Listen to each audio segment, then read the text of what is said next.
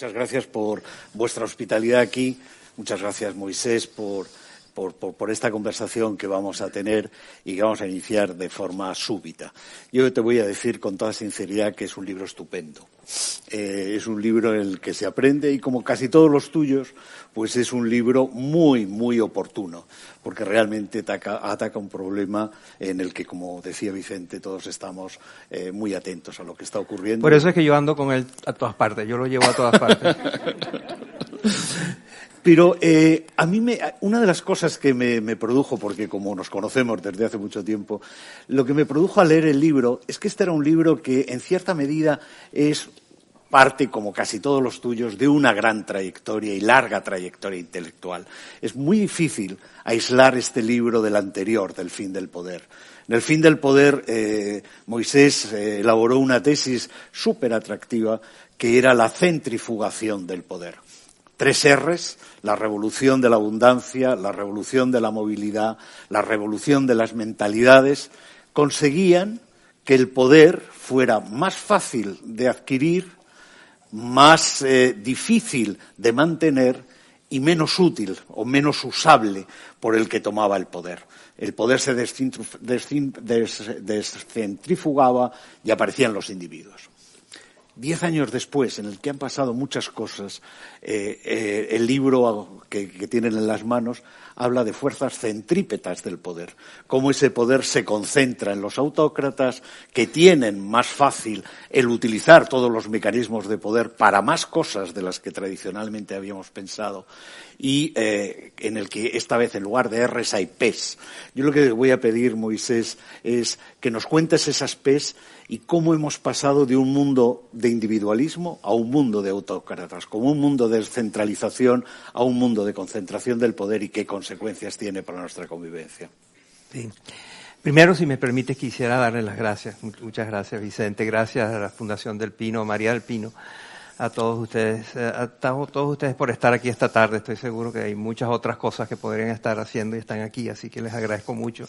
Me siento muy en familia, tanto así que a pesar de que tienen máscaras, yo sé quiénes son ustedes.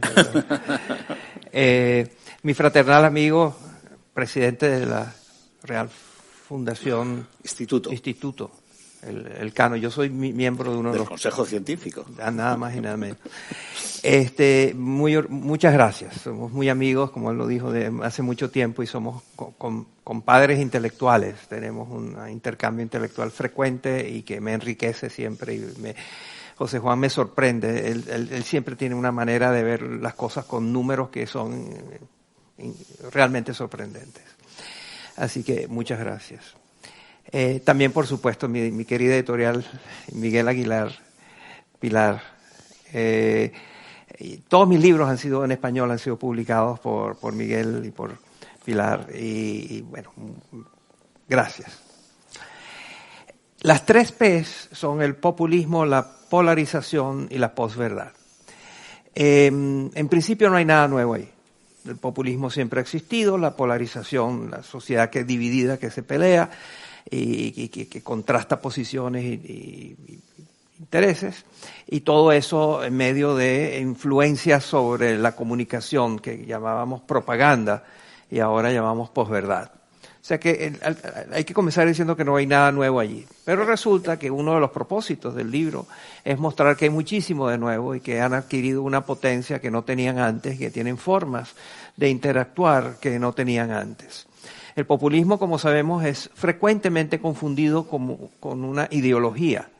Pues no, hemos visto que el populismo lo tienen los de la derecha y los de la izquierda y los del sur y los del norte, y el populismo no es una ideología, es una caja llena de herramientas, trucos, tácticas y estrategias para obtener el poder y no dejarlo. Y lo utilizan todos. Y está basado en la vieja máxima de divide y vencerás. Tú divide y te quedas en el medio y algo ganas, ¿no? Y la gran división es entre el pueblo noble, abusado, sufrido y maltratado por una élite abusadora, ¿no? Entonces, ahí en el medio de esa choque entre el pueblo noble y una élite maligna, aparece siempre un caudillo o una caudilla que les ofrece al pueblo noble la posibilidad de no seguir siendo maltratado. Y así llegan los líderes populistas al poder. Lo que pasa es que esa división ahora se ha aumentado, ya no es la división entre esos dos bloques, sino que es la división producto de la polarización, que es de todo tipo.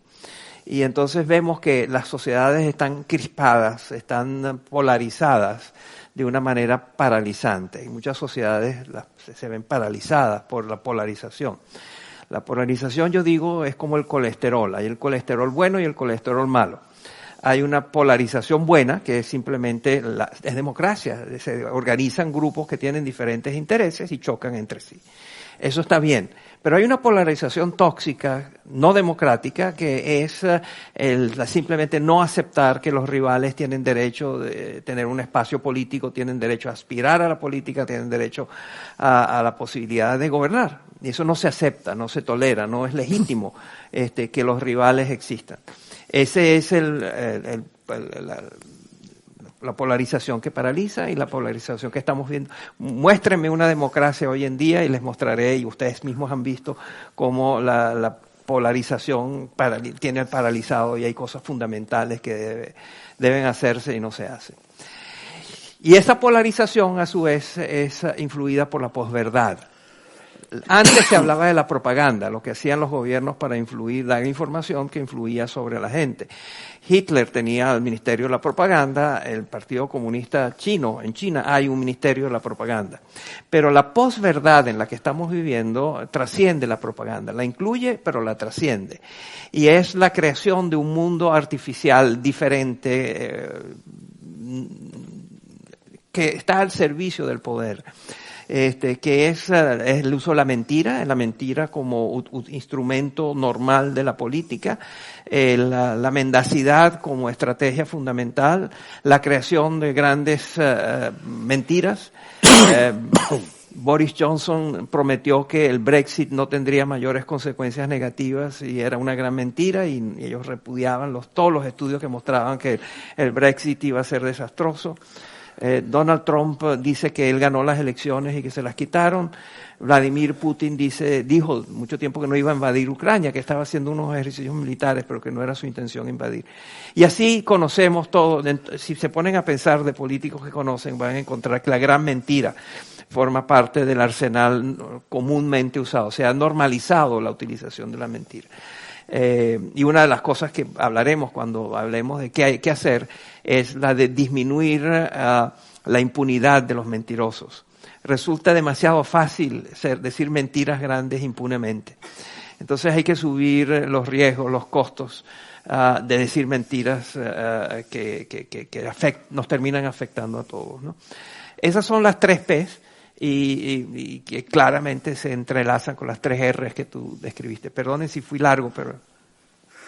Hay uno de los temas que a mí más me ha impresionado del libro, que son la utilización de algo que denominas que esto ha estado ocurriendo durante mucho tiempo y que es de una manera sigilosa.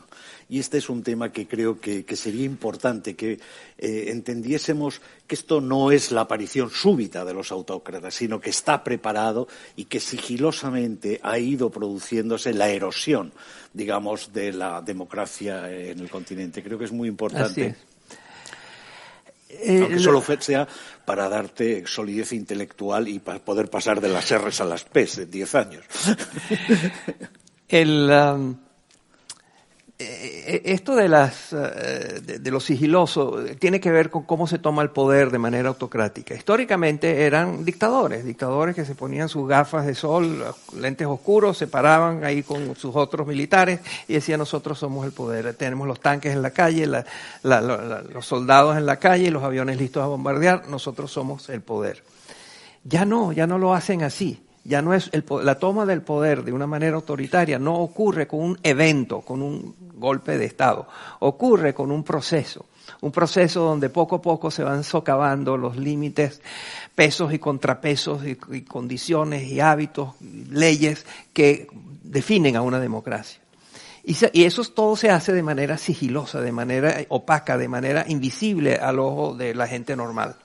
Se pasan leyes los viernes por la noche cuando nadie los ve. Se toman decisiones donde pones en los tribunales y en el Poder Judicial pones gente tuya y efectivamente transformas el Poder Judicial en un apéndice del Poder Ejecutivo. Compras diputados y senadores y les pagas o les extorsionas para que terminen siendo también un apéndice tuyo. Y todo eso se hace de manera furtiva, clandestina, no visible al ojo normal. Hasta que un día te das cuenta que se cargaron la democracia. Y eso pasó en la década pasada. A comienzos de la década pasada, el 40% de la humanidad vivía en regímenes autocráticos, en el 2011. En el 2021 es el 70%. De los 195 países que están en las Naciones Unidas, solo 31 son democracias. Hay procesos de democratización donde los países más autocráticos se van moviendo hacia la democracia. Y ahí ha habido números de distintos tipos. El año pasado, en el 2021, hubo 15. Ese es el número más bajo desde 1978. Entonces ha habido, sin que nos diéramos cuenta, en la década pasada estábamos distraídos por la crisis financiera mundial, por la pandemia, por la llegada de Xi Jinping al gobierno y que lo primero que hace es eliminar los límites a cuánto tiempo se puede quedar en el poder, la aparición de las redes sociales con su inmensa influencia sobre la política, la sociedad, las opiniones y el dinero que generan para sus propietarios, la aparición de nuevas alianzas, la aparición de todo tipo de realidades, obviamente de la pandemia. Entonces, mientras todo eso estaba pasando y nos tenía distraídos, así como los prestidigitadores, con realidades que nos decían, mira todo lo que está pasando, por aquí estaban haciendo todos esos, sigilosamente, todos esos trucos para acabar con las democracias. Y tú tenías unos números también. Sí. No, es que lo que estás contando me está recordando que tú antes has dicho que tengo una forma de usar los números que a ti te gusta, ¿no? Ha habido un cambio de 23%, los datos que acabas de dar. 14% lo hace el desplazamiento de India, de una zona democrática a una zona no democrática. Y otros 4 puntos te los da Brasil. Entonces, una de las preguntas que probablemente nos podríamos hacer es, ¿esto es sigiloso porque no nos importaba? Porque estaba ocurriendo en otro lugar y hasta que no llegó a nuestra civilización con Trump no nos preocupamos, porque esto ha sido durante mucho tiempo el populismo latinoamericano, ha sido un poco el Disneylandia, ¿no? Nunca fueron democráticos o nunca pertenecieron a nuestro core. Creo que es importante que nos demos cuenta de lo que tú dijiste al principio, que esto ocurre de una manera confederada, que no hay países más propensos o menos propensos, que si no estás atento y vigilante, si no cuidas de la democracia se erosiona. Y esto es lo que ha ocurrido en estos países. Aparte del sigilo, hay otro tema quizás menos esperanzador. Si uno va a World Data de Max Rosser, que conoces perfectamente, uno de los temas que más me sorprende es que solo hay 6 países en todo el mundo que tienen más de 90 años de una democracia liberal. Y si añades las democracias electorales, en el mundo solo hay 16. Y esta es una tesis que quizá podríamos pensar. ¿Es que ha sido la democracia la excepción? ¿Estamos volviendo a lo que siempre ha existido? Que sería mucho más grave, porque probablemente parar esta deriva autoritaria sería más complicada. Pero déjame que te haga otra pregunta que también me ha interesado muchísimo en el libro, que es Putin. Putin tiene más de 200 referencias en el libro que ha escrito Moisés. Es una especie del arquetipo, digamos, del autócrata. Y una de las cosas más interesantes es cómo, viendo lo que ha hecho Putin y cómo ha asentado el poder Putin, uno ve un cambio de percepción o de utilización del delito. Que eso conecta con uno de tus libros anteriores, Ilícito, en el que lo que hemos pasado es de una corrupción en la que el sector privado contaba al sector público, a la aportación latinoamericana de los cleptócratas y de África que llegaron al poder y se enriquecieron.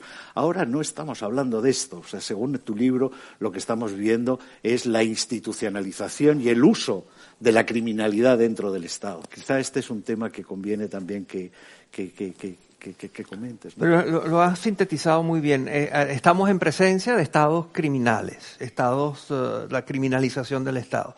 Esto quiere decir que no se trata de que hay unas bandas organizadas de crimen organizado que están fuera del Estado, que influyen y se alían y se asocian con funcionarios públicos o con políticos para trabajar juntos y robar o ganarse dinero sobrepreciando las compras del Estado o vendiendo permisos, etcétera, ¿no?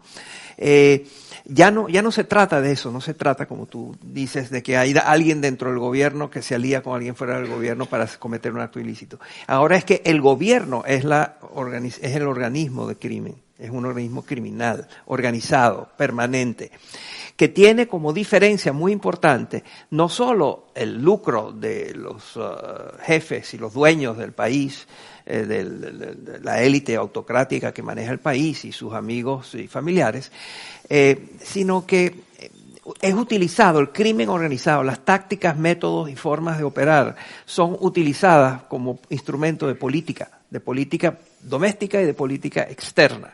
Y se utiliza los criminales y el crimen y las bandas organizadas al servicio del Estado para promover, apoyar objetivos de interés de los oligarcas que están en el poder o de los poderosos. Hay otro tema, otra paradoja muy interesante en el libro, que es tu observación de que la democracia puede que esté en retroceso y, sin embargo, estamos viviendo un mundo en el que el número de elecciones que tenemos es el mayor en la historia. Las elecciones se producen de forma casi permanente. Y si a ese tema de elecciones le añadimos el número de encuestas electorales que vamos haciendo y que multiplican por 5 o por 10 las elecciones que se realizan, estamos casi en un mundo permanente de elecciones. El día de la elección es casi el día a día, ¿no? ¿Qué impacto tiene esto? Claro. Y entonces la pregunta es, ¿por qué si la democracia está en declinación hay tantas elecciones? En teoría, si somos autócratas no hay elecciones, somos nosotros, punto, decidimos. Pero no, como dice José Juan, hay elecciones todo el tiempo en todos los países del mundo, todos los días. Y la explicación de eso es que son dos. Uno, que ellos necesitan las elecciones porque necesitan legitimidad. Y las elecciones dan legitimidad y les confieren una cierta autoridad asociada a eso. Eso es lo primero. Pero lo segundo es que las elecciones son de mentira. O sea, Viktor Orbán, el húngaro, acaba de ser reelecto por 4ª vez. Y hay datos abrumadores de que se robó la elección a través de todo tipo de trampas invisibles, muchas de ellas, al sistema de conteo, al sistema de ascripción, de circunscripciones, en fin, todo tipo de cosas fastidiosas, aburridas, de que nadie quiere saber, que son es la maquinaria electoral, es el sistema de elecciones, es la logística de las elecciones, aburrida, poco entendida, difícil de percibir si uno no es un experto, pero es transformada en un instrumento de poder. Y entonces Orbán es hoy en día otra vez presidente o primer ministro o presidente de Hungría a través de una elección trucada. Pero no es el único. En mi país, en Venezuela, hubo hace poco una elección donde uno pensaría que un gobierno que está presidiendo tan gran catástrofe, una catástrofe gigantesca, dice, pero bueno, ganaron las elecciones, un solo estado, o muy pocos estados fueron ganados por la oposición.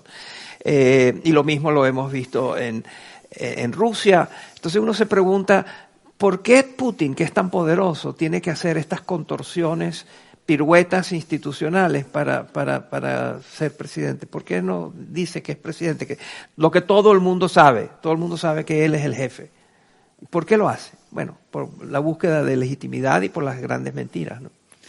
Hay un tema interesante con la referencia que acabas de hacer a Venezuela. Uno puede hacer muchas elecciones, pero es difícil convencer a la sociedad de que vote por políticas que están produciendo el empobrecimiento de los demás. Entonces, quizá la parte de la oferta de los autócratas es fácilmente comprensible, pero queda por explicar la otra, la demanda de autócratas. ¿Por qué les votamos? Y este es un tema bien interesante, porque si uno mira los datos económicos de los últimos 30 años, exceptuando China, No hay ninguna autocracia que haya conseguido generar mayores niveles de crecimiento, de prosperidad, que haya aumentado el nivel de escolarización, que haya aumentado la esperanza de vida de sus poblaciones. Todos ellos lo han deteriorado o han quedado atrás y, sin embargo, las sociedades les votan. ¿Cuánto de esto se explica por la antipolítica? ¿Cuánto de esto se explica porque la información no llega o la gente no le presta atención a esas elecciones porque se repiten tan frecuentemente hasta que de repente se da cuenta de que es muy tarde para reaccionar?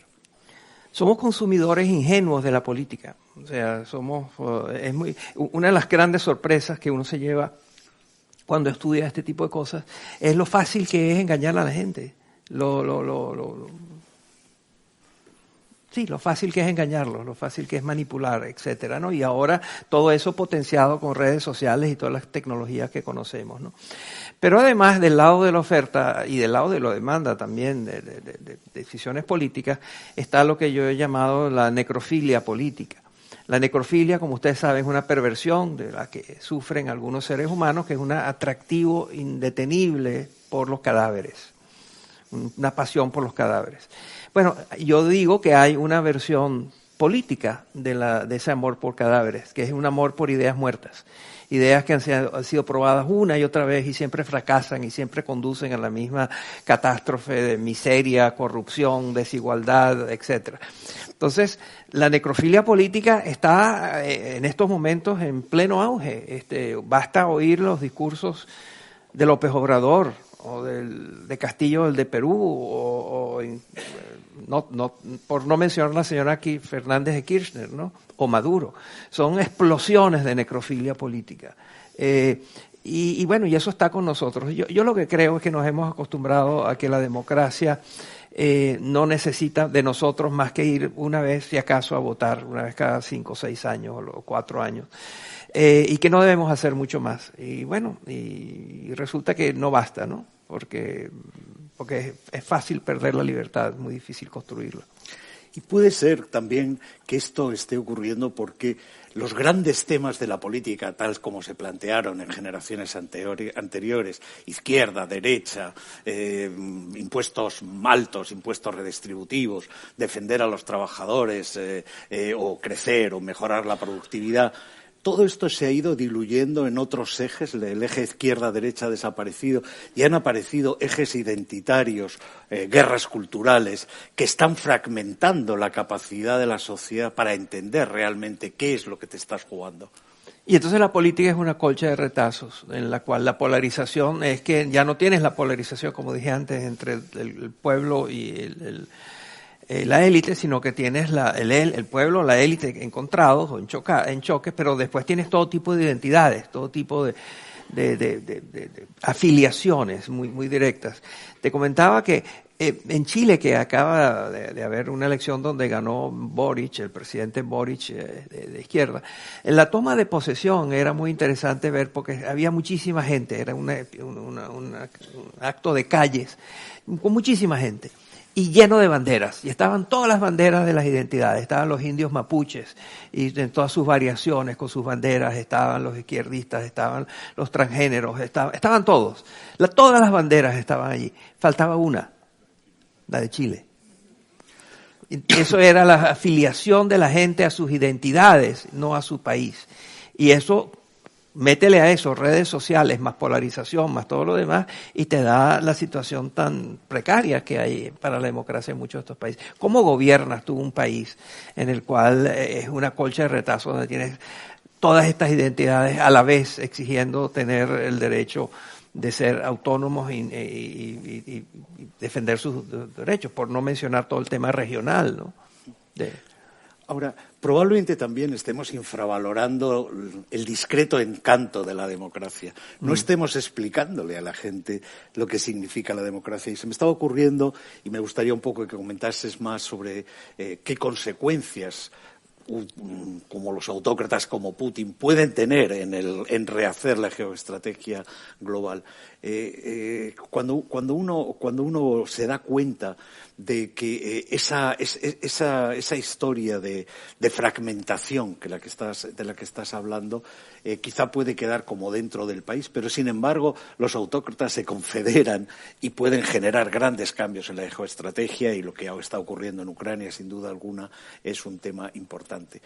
Realmente puede haber autócratas, recuerda aquello de Lenin, socialismo en un solo país, puede haber autócratas solo en un país, o los autócratas para realmente amenazar a la democracia tienen que tener también una dimensión internacional, o la tienen ya. Sí, en el libro hay todo un capítulo, como tú sabes, hay un capítulo dedicado a eso, a la globalización de los autócratas, ¿no? Y generan grupos de apoyo mutuo. Estamos viendo, justo en estos días, ayer y hoy, vimos otra vez al presidente de Hungría, a Viktor Orbán, diciendo que él va a seguir apoyando a Putin, en todo el tema de las sanciones. Que él va a seguir comprando petróleo de Rusia y pagándole en rublos y violando todas las sanciones, que él va a abandonar la política común de la Unión Europea en este sentido, ¿no? Entonces sí, y lo estamos viendo, en América Latina vimos un intento que más o menos ha fracasado, pero que sigue estando allí, que era la alianza que creó Hugo Chávez con la esperanza de unir el ALBA, ¿no? Unir a todos los países de América Latina alrededor del socialismo del siglo XXI. Entonces ellos sí tienen la necesidad y la propensión a buscar socios, colegas, cómplices y aliados en otros países. No, hablaba antes de los discretos encantos porque cuando las democracias se unen para ponerle a un arquetipo de dictador y de autócrata como Putin sanciones económicas, tenemos dos temas que deberíamos analizar. Primero, que no todo el mundo cree que lo que Putin está haciendo es condenable. Occidente no está en estos momentos siendo el hegemónico, y la lista de los países que se abstuvieron o votaron en contra de la resolución del Consejo de Seguridad deberíamos de analizarla con mucho cuidado si pretendiéramos pensar que Occidente tiene otra vez capacidad para crear un mundo con sus normas. ¿Se puede transigir con los autócratas? Porque si no somos capaces de imponer el modelo en el que hemos pensado con todas nuestras líneas rojas, todos los condicionantes de la democracia liberal, como antes Vicente hablaba, las libertades, derechos humanos, checks and balances, ¿podemos intentar aislar a los autócratas transigiendo con los que todavía no han llegado allí para que nos refuercen? Eso depende también mucho de la narrativa, ¿no? Y tiene que ver con cómo presentar la democracia de una manera que sea más atractiva, más interesante, ¿no? Y sí es verdad que las narrativas iliberales, y sobre todo aquellas que están profundamente enraizadas en la antipolítica, ¿no? Todos conocemos a alguien que dice que la política no sirve para nada, que todos los políticos sin excepción son ladrones, corruptos, gordos y feos, que no, o sea, hay una narrativa que es muy la antipolítica, todo es malo, todo lo que pasó antes no sirve, y es borrón y cuenta nueva, y hay que traer nuevas caras y nueva gente. Bueno, en muchos casos eso es verdad, pero en muchos casos también eso ha destruido países, ¿no? Simplemente las caras nuevas, por ser nuevas, no necesariamente son más capaces. Y hay caras viejas que tienen la experiencia y que pueden ser puestas al servicio de la democracia. Pero entonces hay que mejorar la narrativa, pero la narrativa lo que tiene es que tiene un producto que está medio obsoleto. La democracia del siglo XXI tiene que ser adaptada a las realidades del siglo XXI. Estas son democracias que van a tener que lidiar con problemas que inéditos. O sea, lo que viene en términos de cambio climático y las consecuencias que eso tiene para la sociedad y su gobernabilidad son gigantescos y no los hemos vivido nunca. O lo que va a pasar con la inteligencia artificial y eso trasciende fronteras, trasciende gobiernos, trasciende regímenes. Tú no puedes seguir ofreciendo la democracia con base solamente en los 4 pilares. Hay que poner la democracia, hay que alinearla a lo que son las exigencias de la vida cotidiana de la gente en el siglo XXI. donde hoy en día los refugiados por razones climáticas exceden el número de refugiados por conflictos armados. Entonces, los conflictos armados han desplazado menos gente y han creado menos refugiados que el calentamiento global. Y eso va a seguir. Y va a seguir, de pronto yo estoy convencido que en los próximos 5 años vamos a ver cataclismos que no habíamos visto nunca, con costos humanos y materiales que no habíamos visto nunca. Bueno, entonces la narrativa es importante y hay que ganarle la guerra a la narrativa, pero no puede ser la narrativa de la defensa de un sistema democrático que no ha sido actualizado a las realidades del siglo XXI. Creo que ese es el punto importante. Ana Botín decía el otro día que el problema de Occidente es que intentaba llegar a un mundo digital con una regulación que estaba en el mundo analógico. Y creo que más o menos es exactamente lo que acabas de describir.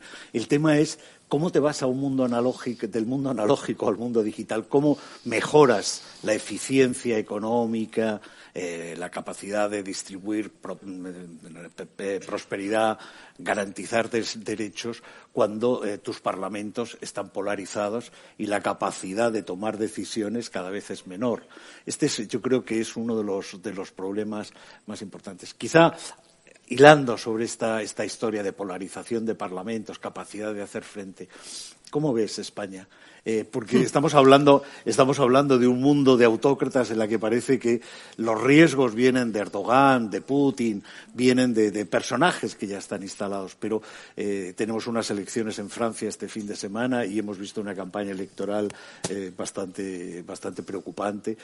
Los signos que vienen de la vitalidad democrática en Europa y en Estados Unidos pues son también preocupantes. ¿Cómo ves ese problema antes de que se produzca esa llegada de autócratas? España. Sí.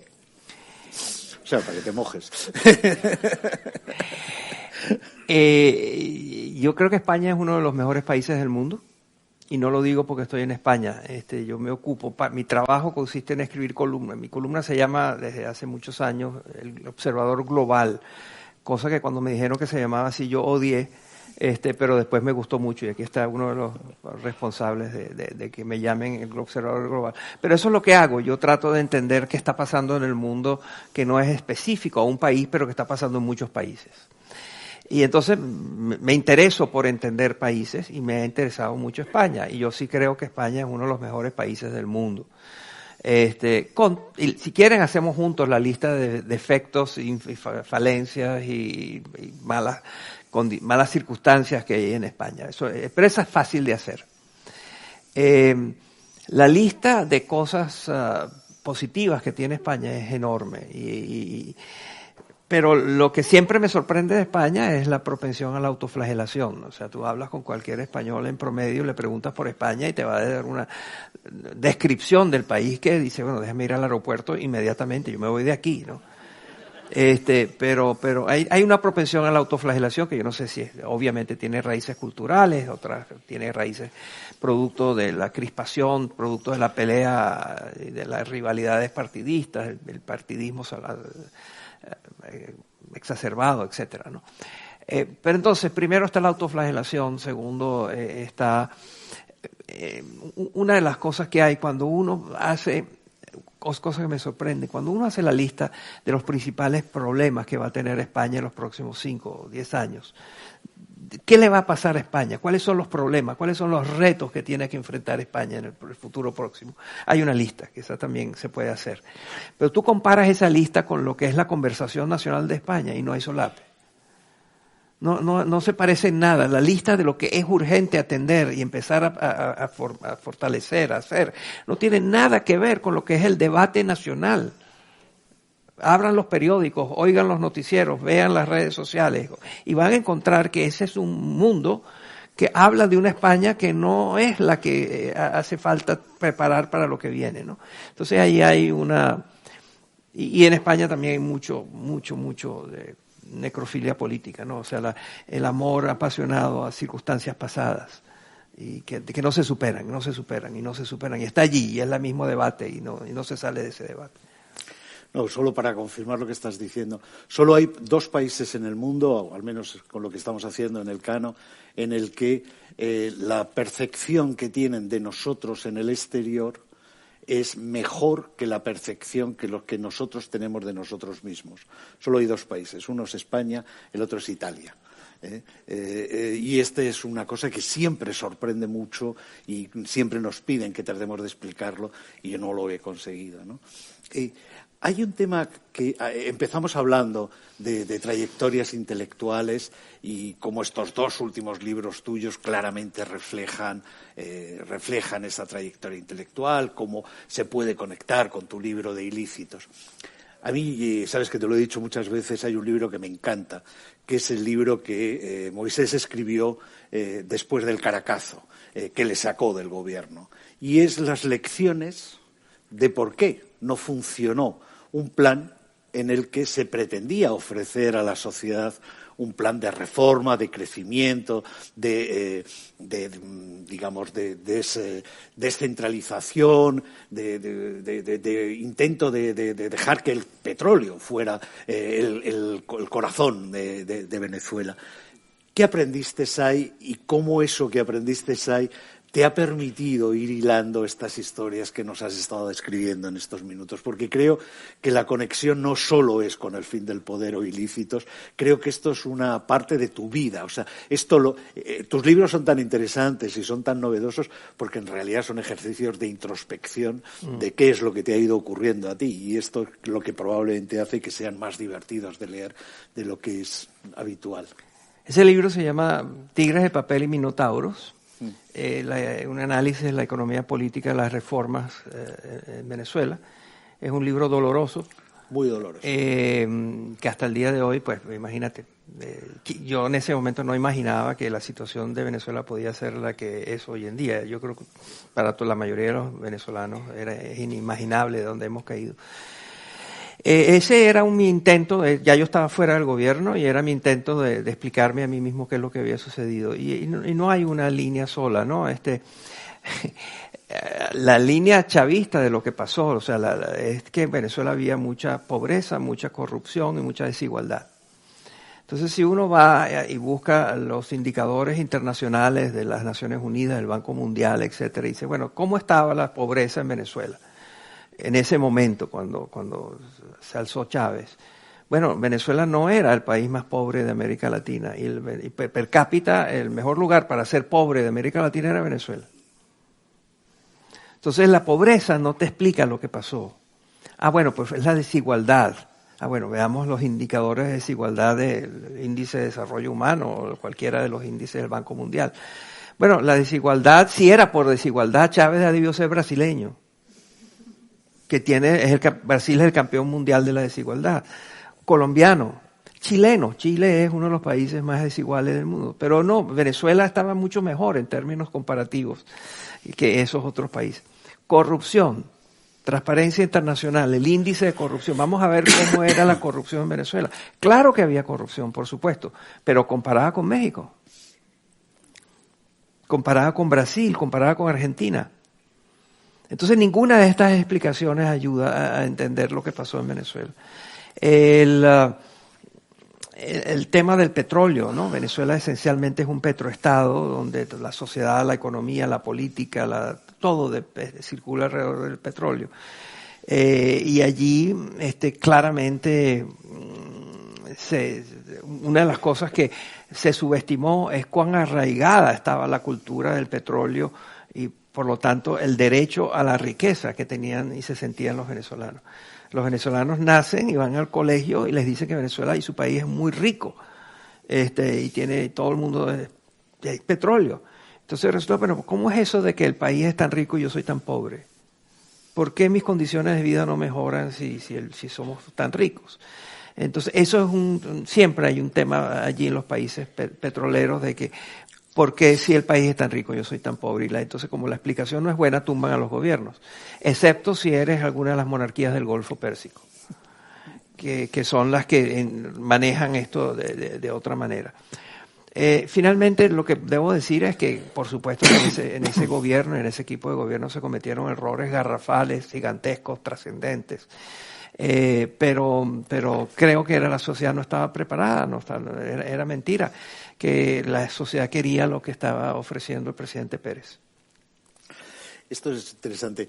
Nos quedan 4 minutos del tiempo que nos han asignado y entonces creo que podemos hacer como cualquier libro de ciencia política. Tienen 10 capítulos, 9 son análisis muy minuciosos de aspectos muy importantes. El último es el de las soluciones, que se despacha en 15 páginas porque no sabemos qué hacer. ¿Qué hacemos? Ese es el maldito capítulo 10. Ese es el capítulo 10. Siempre llegamos al capítulo 10, que es, bueno, ¿y qué hacemos? ¿Y qué hacemos? En el caso concreto de la concentración de poder y lo que está pasando con la revancha de los poderosos, hay varias cosas que se deben hacer. Ya mencioné la de disminuir la impunidad de la mentira. Hay la necesidad de hacer más transparente la manera opaca como la cual se está conculcando las democracias. Hay que estar más alerta, ser más visible, desarrollar más instrumentos, instituciones, tecnologías para que no sea tan fácil destruir la democracia desde adentro sin que nadie se dé cuenta. Hay que hacer que seamos mejores consumidores digitales. Todos los países del mundo tienen organizaciones que protegen al consumidor de productos, de servicios, etcétera. Necesitamos entes que protejan al consumidor digital. Todos nosotros somos víctimas de las nuevas tecnologías que saben todo acerca de nosotros, y nosotros les dejamos que sepan todo acerca de nosotros para luego utilizar esa información, la empaquetan y la venden y la distribuyen y la utilizan para efectos comerciales y de publicidad o para efectos políticos. Entonces, es necesario proteger al consumidor de las tecnologías digitales. Esto no quiere decir censura, no quiere decir que tenga que estar en manos del gobierno, lo que quiere decir es que Internet tiene la posibilidad. Internet es esencialmente un espíritu y un ánimo de tecnologías descentralizadas. Yo creo que se pueden utilizar las tecnologías descentralizadas para proteger a los consumidores digitales. Con respecto a la posverdad, yo soy optimista. Yo creo que hay tecnologías que vienen en camino que nos van a permitir ser menos ingenuos en el uso de productos digitales. La posverdad va a ser más complicada porque va a haber tecnologías que nos van a ayudar, pero se van a combinar con cambios legislativos, donde Europa está teniendo un liderazgo, pero en Estados Unidos también se le sigue, donde hay la idea de proteger la privacidad, nuestra privacidad, que tengamos derechos a sentirnos seguros de que cuando estamos mandando un mensaje por email no lo están leyendo 300 organizaciones que nos quieren abusar. Yo creo que eso no va a desaparecer, va a estar con nosotros por un tiempo, pero va a mejorar. Yo creo que pronto tendremos más instrumentos tecnológicos y legislativos que nos van a proteger un poco más de la desnudez con la cual nosotros operamos en el mundo de Internet. No, vamos a estar acabando porque creo que Vicente tienes ahí un buen taco. Solo tiene 350 preguntas. No, pero mientras sube una reflexión sobre lo que acabas de decir. Yo creo que hay que proteger al consumidor digital, pero también hay que proteger al consumidor en el mercado político. Los consumidores compran de todo en el mercado político sin chequear muy bien qué es lo que están comprando. Y este es un tema que probablemente es complicado presentarlo a la sociedad, pero Montaigne dedica sus ensayos a Lavoisier. Lavoisier fue uno de sus amigos que escribió un panfletito de 50 páginas que se llama La servidumbre voluntaria. Y creo que una parte de la sociedad está en ese proceso de aceptar la servidumbre voluntaria. Y esto nos debería de choquear un poco. Si hay que parar a los autócratas, quien lo tiene que parar son los individuos. Lavoisier decía, no hay que luchar contra ellos. Lo único que hay que hacer es dejar de apoyarlos. Y creo que esa reflexión de un consumidor de producto político mejor que el que tenemos, más avisado, es algo que también también debería de estar en ese proyecto de mejora de nuestros derechos, porque esto va en serio. Esto no es una broma, esto no es marginal, esto va en serio. Sobre todo si uno tiene en cuenta que la democracia ha sido absolutamente excepcional en la historia de la humanidad. Hemos vivido un mundo que creemos que siempre ha existido.